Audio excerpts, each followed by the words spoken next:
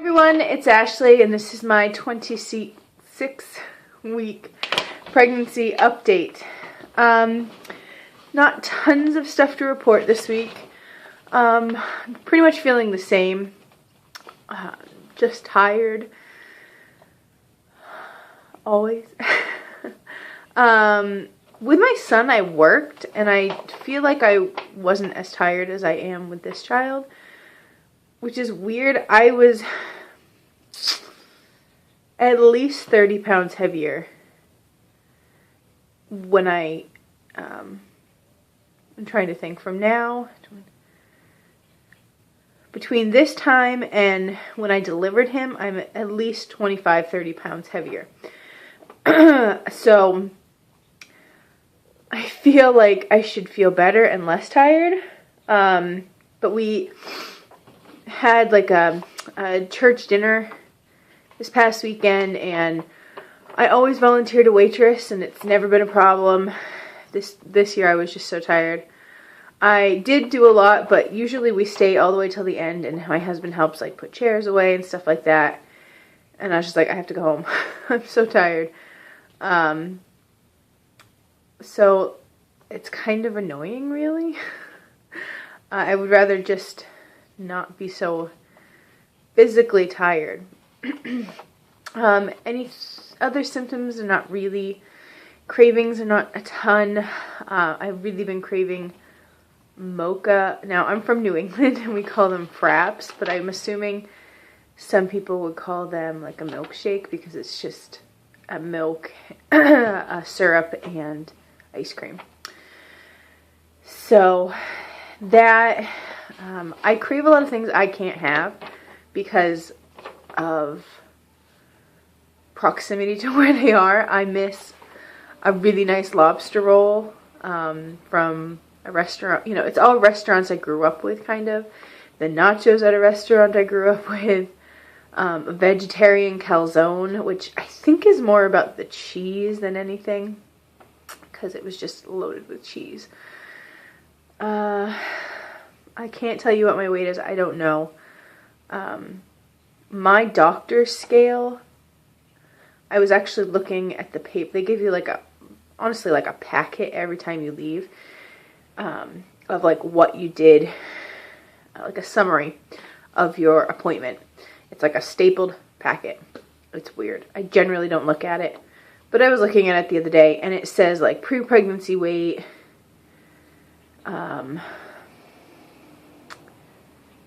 last week's or like last appointment's weight, and then the next appointment's weight.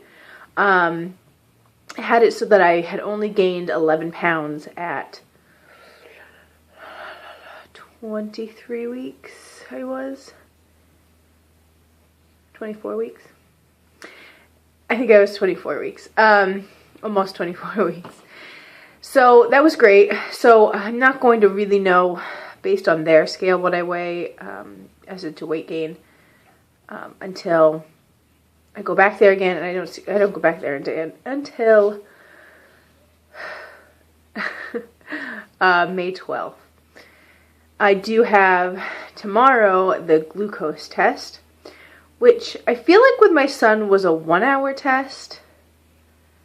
And then there's like a 3-hour test, like if you fail that one. But this one says it's a 2-hour test. It says testing for diabetes and pregnancies is performed between 24 and 28 weeks. So obviously I'll be 26 weeks. It is suggested you call the lab to schedule an appointment for this fasting blood test. I've never called the place. I always make an appointment. I go to Quest Labs.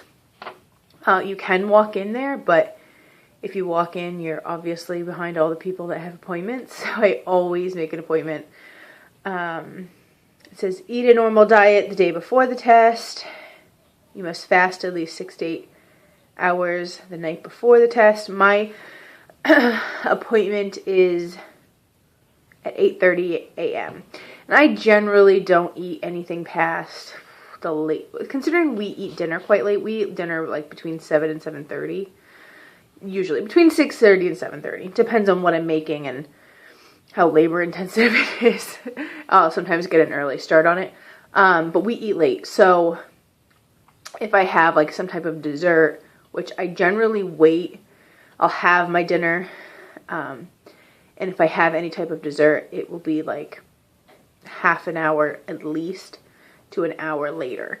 I've never been like a dessert person right after you finish, because I'm usually full, right? I mean, just eating dinner. It says,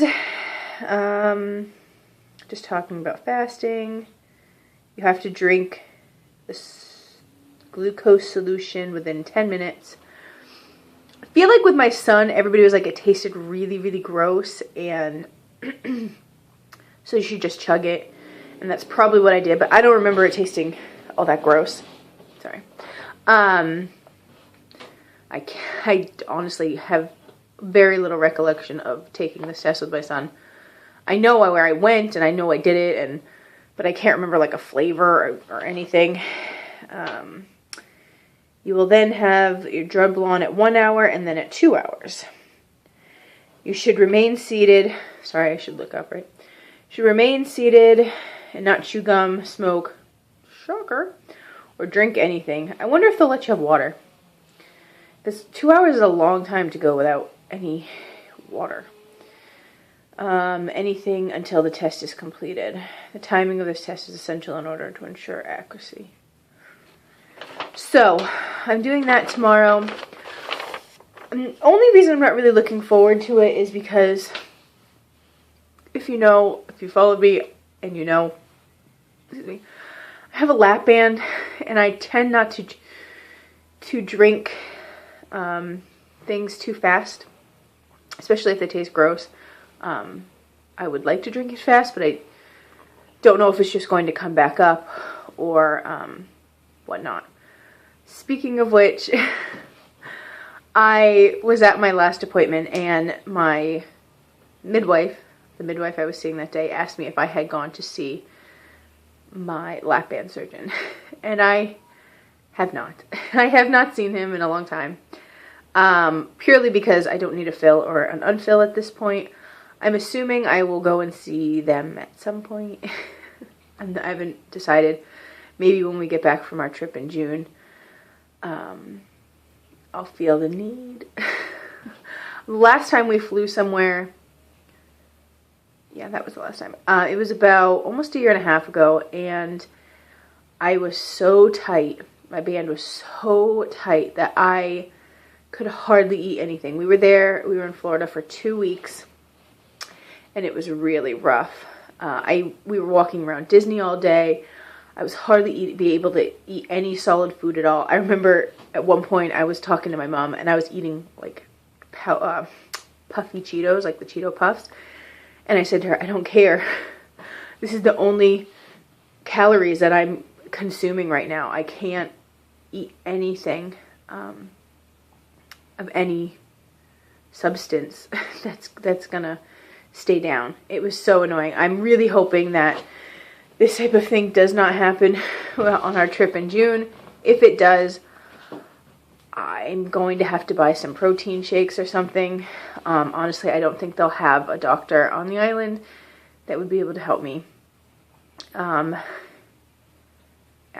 guess I should think about maybe doing it beforehand, but you just can never tell with your body, your lap band, your body. You can't tell when it's gonna just be a jerk.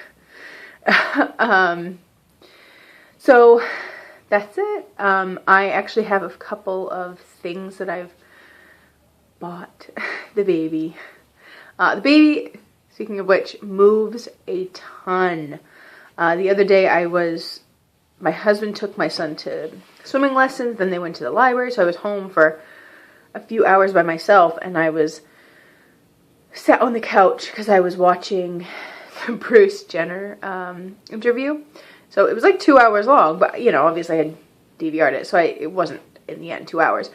But I watched the whole thing, and the whole time, like, the baby just moved and kicked and moved and kicked and moved, and it wasn't like constant, but it was like a minute, blah, blah, blah, blah, blah, blah, and it would move, and then it would stop for a second, and then it would move again, and I don't know. It's always in the same area. It's like, I'm trying to think.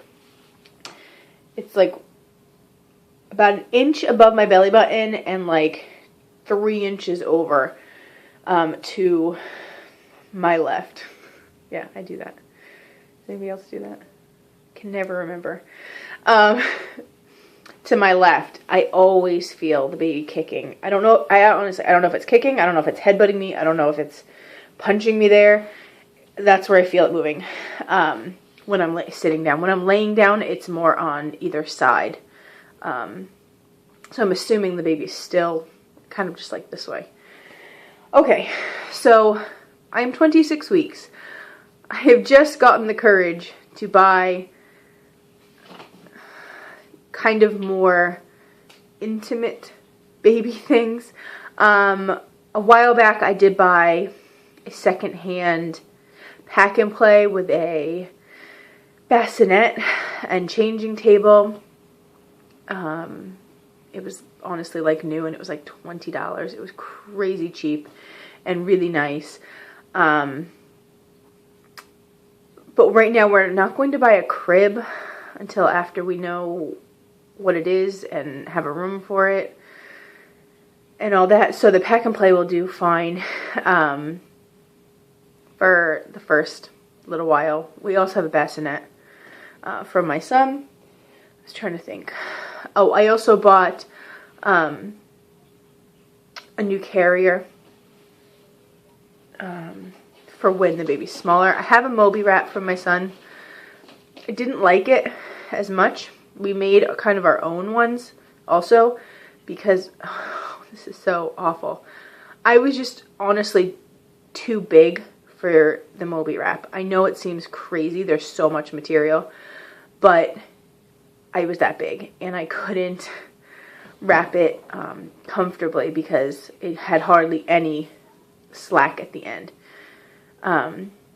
So that's why we ended up making our own ones. Like, we bought a piece of fabric and we bought like a stretchier fabric.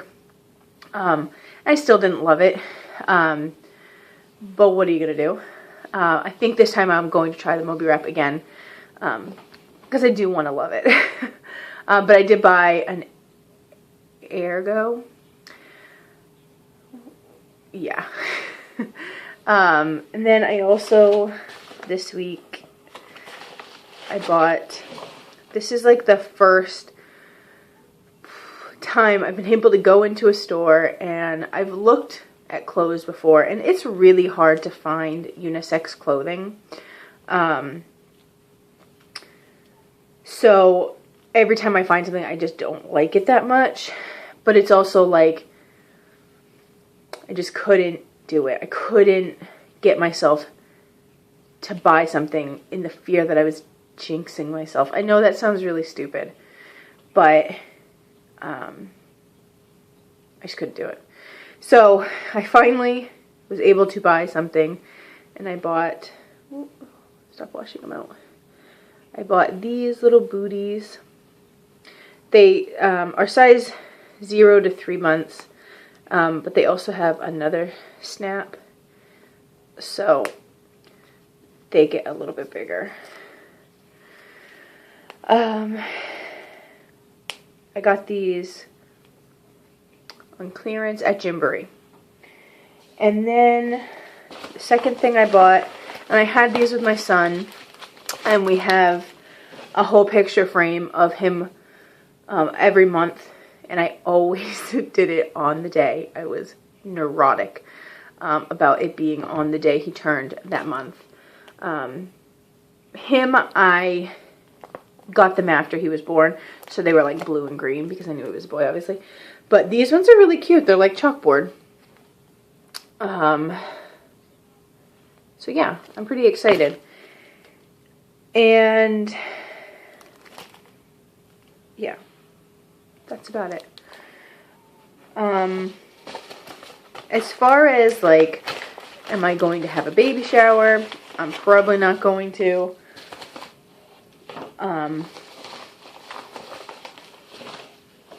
My parents really haven't talked about or my sister haven't really asked me if we need anything. The things we do need are, we need a baby monitor. Finn's crapped out a long time ago.